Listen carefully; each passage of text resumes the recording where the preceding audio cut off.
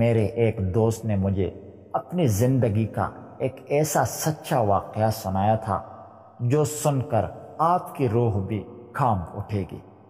اس نے بتایا کہ بچپن ہی سے میرے والدین کو مجھے پڑھانے کا بہت شوق تھا۔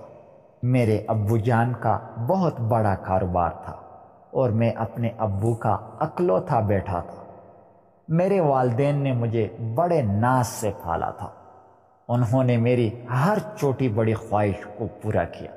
پہلے تو میں اپنے علاقے کے ایک چھوٹے سے اسکول میں پڑھتا رہا، پھر کالج میں گیا اور پھر ایک یونیورسٹی میں اچھی تعلیم حاصل کی۔ اس کے بعد میں نے اپنے ابو کا کاروبار سنبھال لیا۔ جب میرے ابو کا سارا کاروبار میرے ہاتھ میں آ گیا تو میرے پاس پیسوں کی کمی نہیں رہتی تھی۔ جب میں نے کاروبار کو مزید بڑھانا چاہا تو ایک دوست نے میرے ساتھ پارٹنرشپ کرنے کا سوچا۔ میں نے اپنا فائدہ سوچا تو میں نے بھی اس کا ساتھ کاروبار کرنے کا فیصلہ کر لیا۔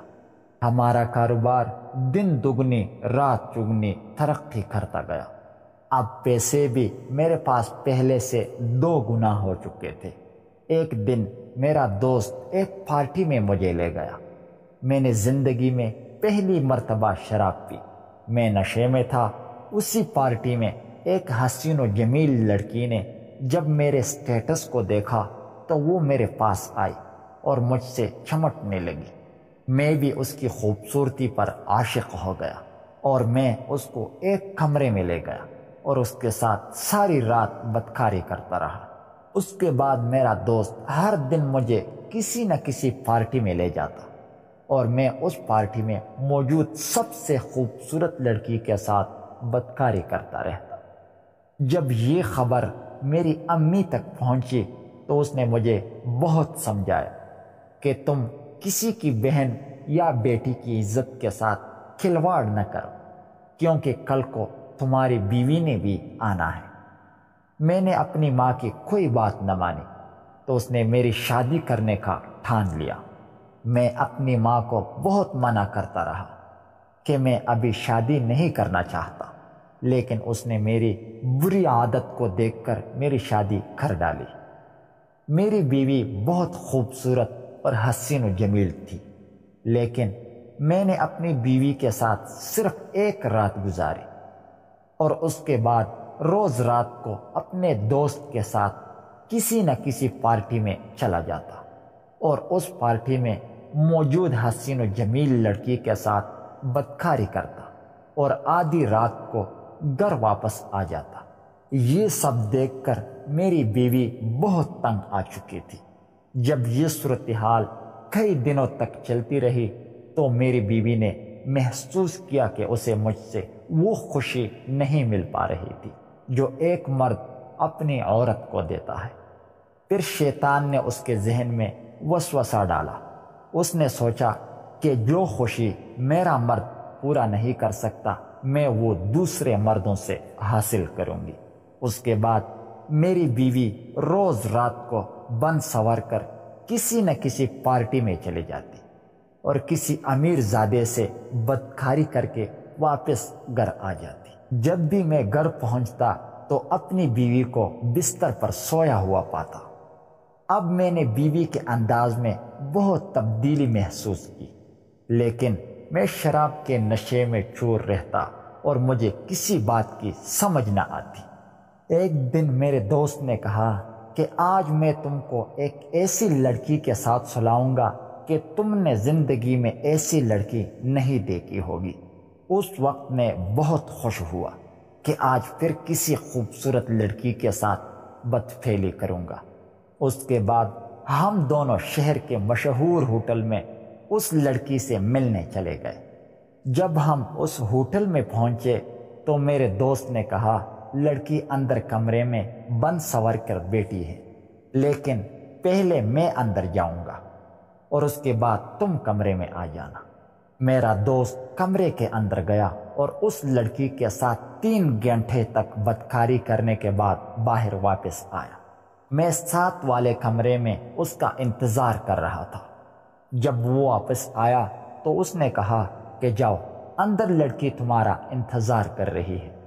میں بھی خوب بن ٹھن کے اندر گیا، اور جیسے ہی کمرے کے اندر داخل ہوا تو اس لڑکی کو دیکھ کر میرے پیروں تھلے زمین نکل گئی، کیونکہ جس لڑکی کو میں نے اس بستر پر دیکھا وہ میری اپنی ہی بیوی تھی۔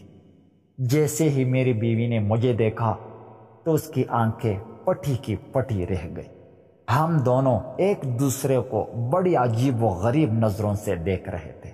جب میں نے اپنی بیوی کو دیکھا تو میں اسی وقت اس کے اوپر چیخا چلایا، تو ہمارا شور سن کر میرا دوست بھی اندر آ گیا، اور جب اسے پتہ چلا کہ جس لڑکی کے ساتھ وہ 3 گھنٹے بدکاری کر کے چلا گیا تھا وہ میری ہی بیوی تھی، تو اس نے سوچا کہ میں ایسے دوست کے ساتھ کیسے کاروبار کر سکتا ہوں جس کی بیوی ایسے کام کرتی ہیں۔ اس نے اسی وقت میرے ساتھ کاروبار ختم کر دیا، اور میرا کاروبار تباہ و برباد ہو گیا۔ میں نے اپنی بیوی کو اسی وقت اسی کمرے میں طلاق دے دی، اور واپس گھر آ کر اپنے ماں کے قدموں میں گر گیا اور اپنے ماں سے معافی مانگنے لگا۔ یہ سب دیکھ کر میری ماں بڑی حیران ہوئی کہ آج میرے بیٹے کو کیا ہو گیا ہے، جو ٹھیک سے میرے ساتھ بات نہیں کرتا تھا، آج میرے قدموں میں کیسے گر گیا۔ میری ماں نے مجھے سہارا دے کر اٹھایا اور پوچھا تو میں نے اپنی ماں کو سب کچھ بتا دیا، اور یہ بھی بتا دیا کہ میں اپنی بیوی کو طلاق دے کر آ گیا ہوں۔ میری ماں نے جب یہ سنا تو بہت پریشان ہوئی، اور اس نے کہا کہ بیٹا، اس کام میں صرف تیری بیوی کا قصور نہیں، اس جرم میں تو بھی حصہ دار ہے۔ تم نے اپنی اتنی حسین و جمیل اور نوجوان بیوی کی وہ خواہش پوری نہیں کی، اور اسے وہ خوشی نہیں دی جو ایک مرد اپنی بیوی کو دیتا ہے، اس لیے اس نے وہ خوشی حاصل کرنے کے لیے دوسرے مردوں کا سہارا لے لیا۔ مجھے اس وقت اپنی غلطی کا بہت احساس ہوا، اور میں خود کو اندر ہی اندر سے قصوروار ٹھہرا رہا تھا، لیکن اب میرے پاس پچھتانے کے علاوہ اور کوئی چارہ نہیں تھا۔